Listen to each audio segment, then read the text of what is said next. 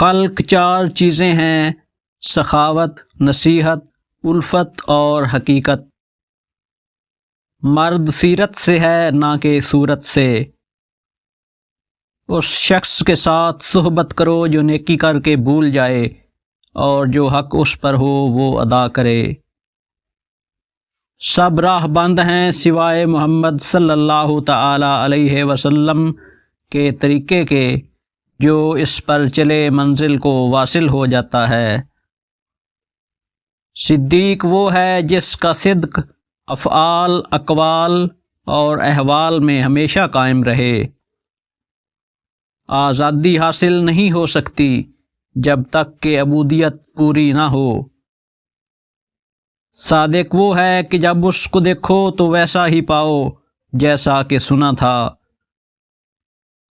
توبہ کے 3 معنی ہیں: پہلے ندامت، پھر عزم ترک اور آخر ظلم و خصومت سے باز رہنا۔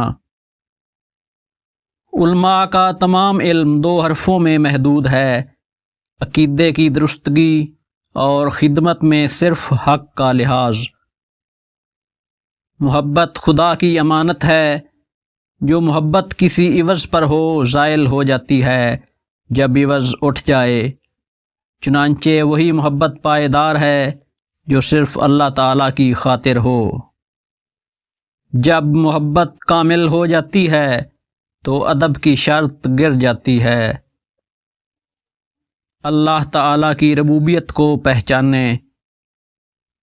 جو چیز بغیر محنت کے حاصل ہوتی ہے اس کی قدر و قیمت نہیں ہوتی۔ مجھے نیک خو شخص کے ساتھ صحبت پسند ہے اگرچہ وہ بدکار ہو، نہ کہ بدخو کے ساتھ جو ہر چند فصیح و بلیغ ہو۔